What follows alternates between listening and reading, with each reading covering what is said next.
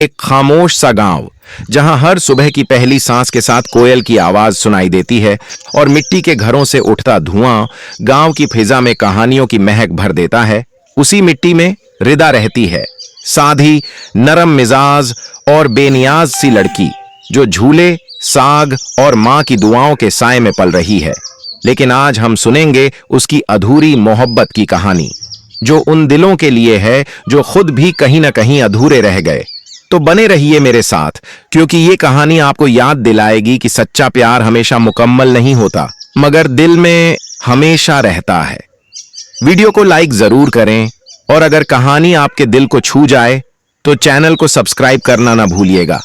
आइए चलते हैं कहानी की तरफ। सूरज अभी पूरी तरह निकला नहीं था, बस आसमान पे हल्की सी नीलाहट सी फैली हुई थी।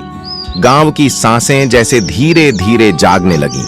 मुर्गे बांग दे चुके थे और खेतों से आने वाली गीली मिट्टी की खुशबू हवा में ऐसे घुल गई थी जैसे कोई पुरानी याद। रिदा छोटी सी खाट पे बैठी हुई थी, अपनी पुरानी सी कॉपी खोले जिस पे वो फूल बनाती जा रही थी। सामने बस एक लालटेन की मध्यम सी रोशनी थी और उसके गालों पे वही मासूमियत जो बस पुरानी दीवारों पे लटकी तस्वीरों में दिखती है। उसने गुलाबी सलवार कमीज पहन रखी थी। हल्की सी धुंध में उसका सफेद दुपट्टा जैसे कोई परिंदा हो जो हवा में होले होले झूल रहा हो। ये जगह थी नवाबपुर, एक छोटा सा कस्बा जहां लोगों के दिल उनके घरों से भी बड़े होते थे और बातें अक्सर आंगन के आम के पेड़ों तक जा पहुंचती थीं। रिदा की अम्मी नसीम बीबी दिन का आगाज सूरह यासीन से करती और अब्बा जान सराज दीन मिट्टी के प्याले में हुक्का गुड़गुड़ाते। रिदा का बचपन बिल्कुल उसके गांव जैसा था, सादा, प्यारा। उसकी हंसी वैसी जैसे सावन की पहली बारिश के दिन कुएं का पानी छलक उठे। फिर वो दिन आया जब अम्मा ने उसके बालों में तेल लगाते हुए नरमी से कहा, रिदा बेटा, कल तेरी फूफो आ रही हैं। उनका बेटा सलीम भी साथ आएगा, जो अब माशा अल्लाह लाहौर में नौकरी करता है। रिदा ने हंसकर पूछा, सलीम भाई?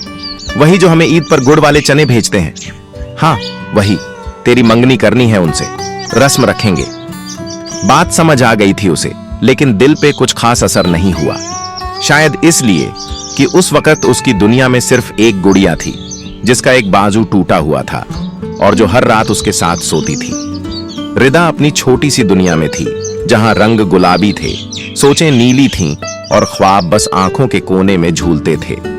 अब वो एक नई अनजान सीढ़ी पर चढ़ने जा रही थी। मंगनी के बाद तालीम कुछ पीछे रह गई। गांव में यही होता था ना, लड़कियां मैट्रिक तक, फिर चूड़ियां, फिर बस। लेकिन रिदा कुछ और थी। वो आंगन में बैठी रहती, किताबों से खेलती, आसमान को देखते हुए हल्के हल्के गीत गुनगुनाती। नीले नीले आसमां तले ख्वाब गुलाबी बुनती हूं जिनके रंग छुप जाते हैं जब दिल से बात सुनती हूं। लेकिन उसके दिल के अंदर कहीं सलीम का कोई अक्स नहीं था। उसकी गुलाबी दुनिया में जैसे कोई और साया उतरने वाला था, कोई और लम्स, कोई और रंग। और वो लम्स, वो तो नसीब ने लिखा था उस लम्हे के लिए जब रिदा की जिंदगी में हारिस नामी एक अजनबी गांव की मिट्टी पर पहला कदम रखेगा। सुबह की रोशनी आहिस्ता आहिस्ता गांव की छतों पर उतर रही थी। सहन में धूप अभी तक पूरी तरह दाखिल नहीं हुई थी, मगर रिदा जाग चुकी थी। वो दुपट्टा ठीक करती, नंगे पांव आंगन में झाड़ू दे रही थी। गुलाबी कमीज की आस्तीनें कुहनियों तक छड़ी हुई थीं और सफेद दुपट्टा धीरे धीरे पीछे फिसल रहा था। अम्मी, मैं जैनब और सबा के साथ खेतों की तरफ जा रही हूं, साग तोड़ने। नसीम बीबी ने अंदर से आवाज दी। बेटा, वक्त पर वापस आ जाना, दोपहर को मेहमान आएंगे। और सुन, दुपट्टा सीधा रख, बाहर की राह है।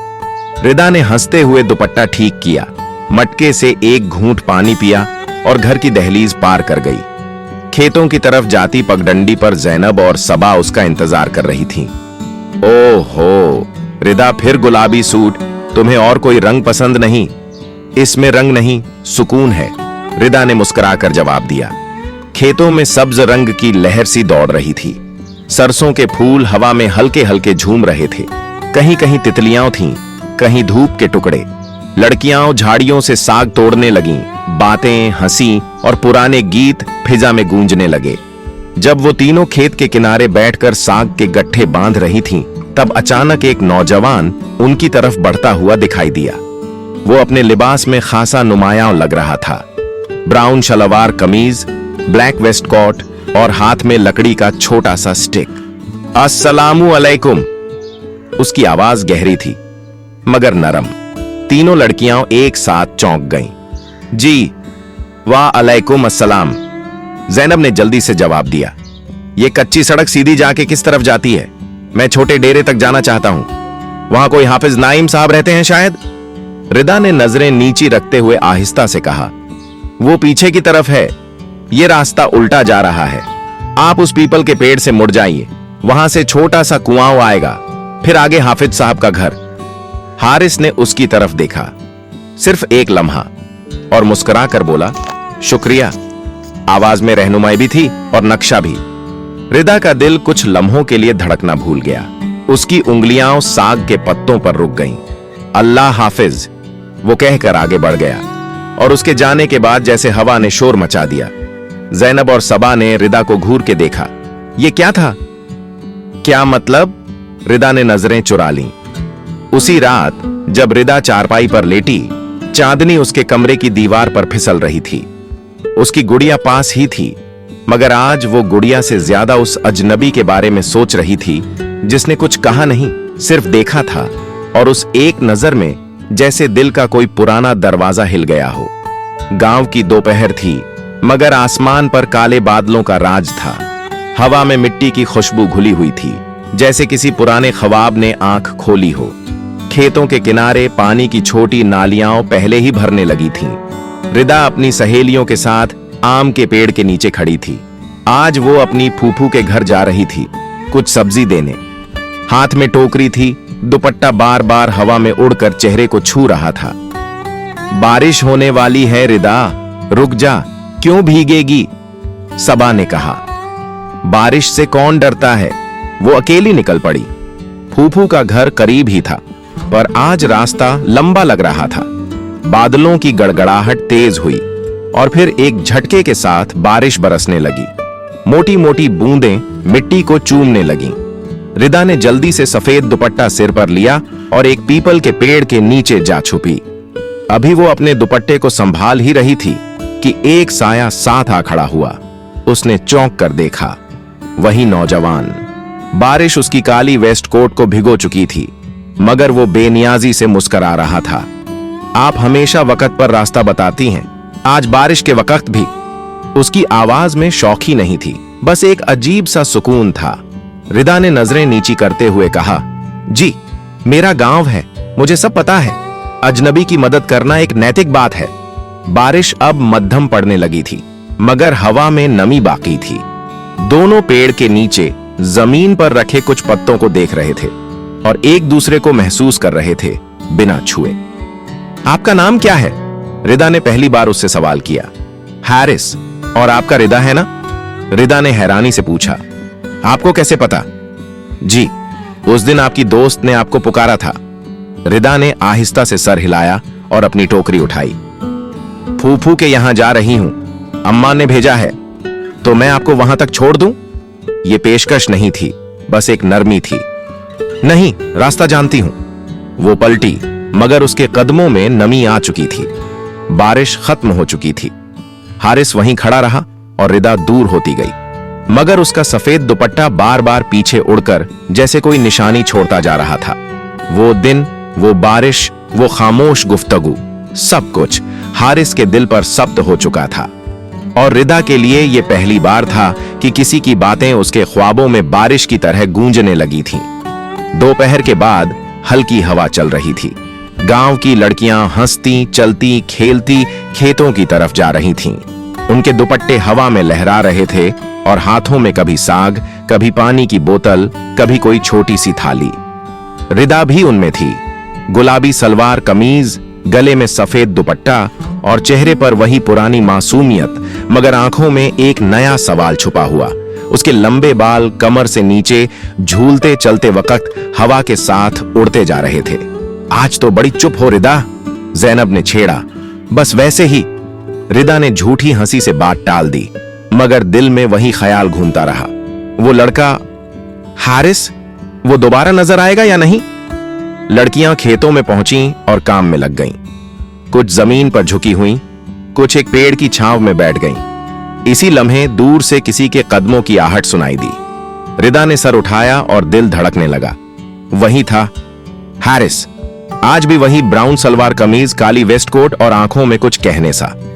वो जमीन के मुआयने के बहाने आया था, मगर नजरें किसी और की तलाश में थीं। अस्सलामु अलैकुम, उसकी आवाज में नरमी थी। रिदा ने धीरे से कहा, वलैकुम अस्सलाम। आप यहां अक्सर आती हैं?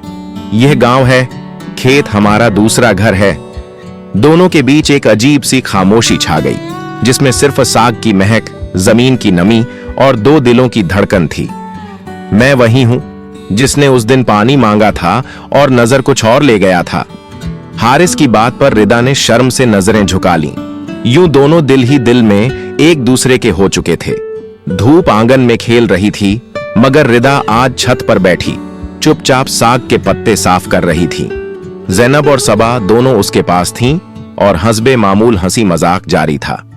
तो बता, बारिश में अकेली क्यों गई थी? हम तो वहीं बैठे सोच रहे थे, रिदा कहां गायब? जैनब ने कंकर फेंका। रिदा ने हंसकर जवाब दिया, तुम लोग डर जाती हो, मैं नहीं डरती बारिश से। सबा ने नजरें तीखी की। बारिश से नहीं, उससे डरती हो जिससे दिल भीगता है। रिदा का हाथ एक लम्हे को रुक गया। उसने पत्ते नीचे रखे, सफेद दुपट्टा अपने गाल से लगाया और पहली बार नजरें नीचे किए बिना बोली, मैं उसे 2 बार मिली हूं। पहली बार उसने रास्ता पूछा, दूसरी बार हम बारिश के नीचे एक ही पेड़ की छांव में खड़े थे। उसकी आवाज जैसे बारिश में भीगी किताब हो, उसकी आंखें जैसे कुछ छुपा लेती हों मगर सब बता भी देती हों। जैनब और सबा दोनों संजीदा हो गईं। कौन है वो? क्या तुम उसे जानने लगी हो? रिदा ने आहिस्ता से कहा। ना जाने क्यों, उसकी खामोशी में भी बातें सुनाई देती हैं।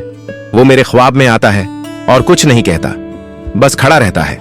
सबा ने पूछा, क्या अम्मा अब्बा को कुछ पता है? नहीं, और ना ही पता चलना चाहिए। सब कुछ इतना खामोश है जैसे हवा में कोई बात हो मगर जुबान पर ना आए। गांव की मिट्टी ने सुबह के वक्त खास खुशबू बिखेर दी थी। धूप अभी नरमी में थी और बकरियां शोर मचा रही थीं। सबा, जैनब और रिदा तीनों ने अपने दुपट्टे संभाले, रस्सियों को थामा और चरागाह की तरफ चल पड़ी। रास्ते में हंसी मजाक जारी था, मगर रिदा का दिल आज कुछ भारी सा था। रात की वो बातें, अम्मा का गुस्सा, अब्बा की खामोशी और फिर हारिस की वो आंखें, जैसे हर सवाल का जवाब थीं, मगर खुद एक सवाल भी।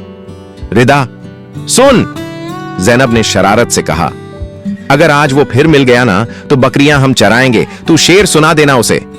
रिदा हल्की सी मुस्कान के साथ बोली, बस अब दुआ करो वो ना मिले, वरना मैं बोल ना पाऊंगी।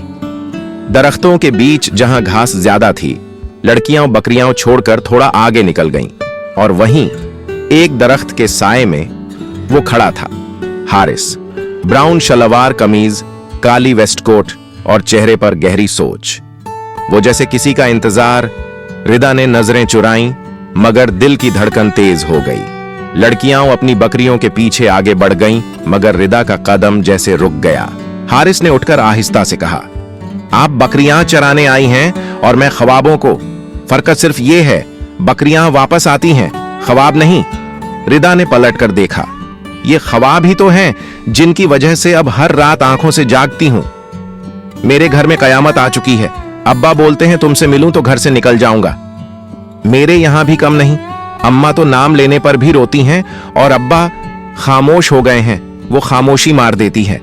हारिस ने एक कदम करीब आकर कहा, चलो कहीं दूर चलते हैं, जहां न रस्म हो, न रिवाज, न बचपन की मंगनियां, न ख्वाबों के कातिल।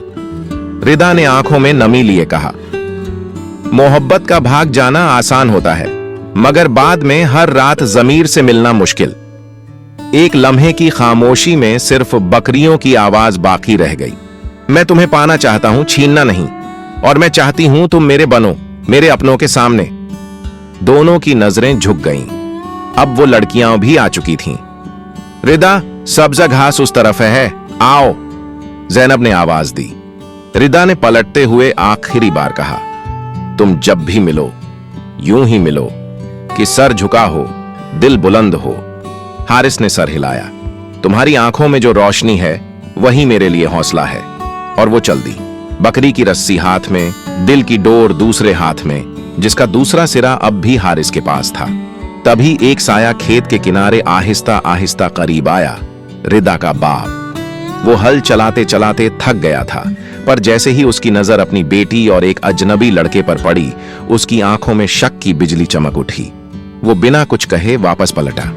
कदमों में गुस्सा था, सांसों में बेचैनी। घर की दहलीज पर कदम रखते ही उसने आवाज लगाई, बीबी जरा बाहर आओ। रिदा की मां तेजी से निकली। खैरियत?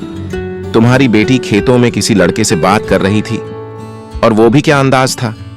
कौन था? पता नहीं नाम क्या है, लेकिन मैंने अपनी आंखों से देखा।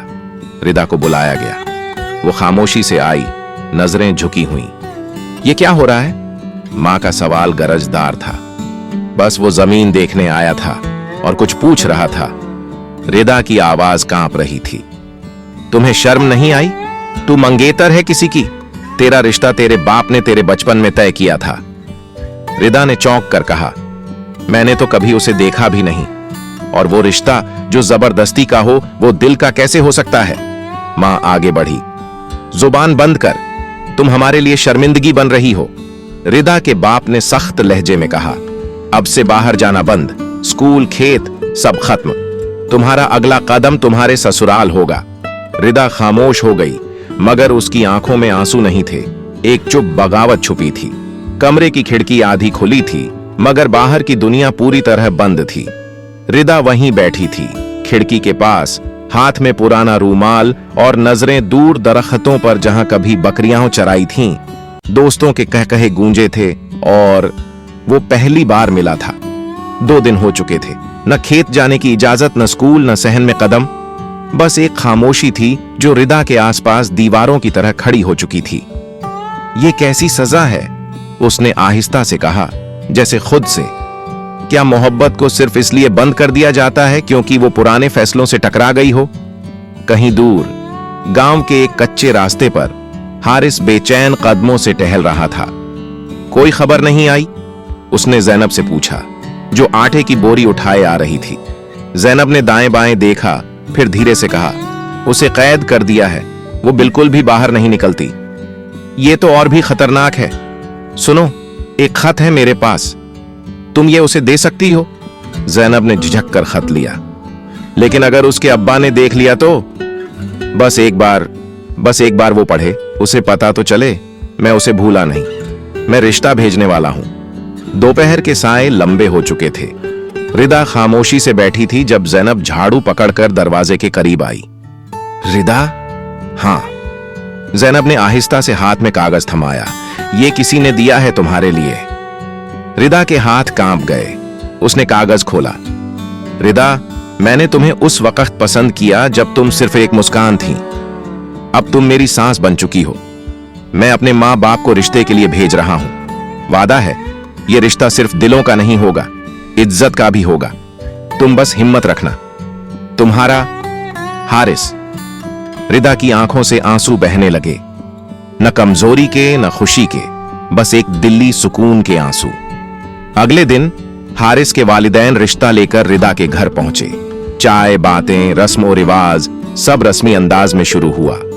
मगर जैसे ही मकसद की बात आई, रिदा के अब्बा का चेहरा सख्त हो गया।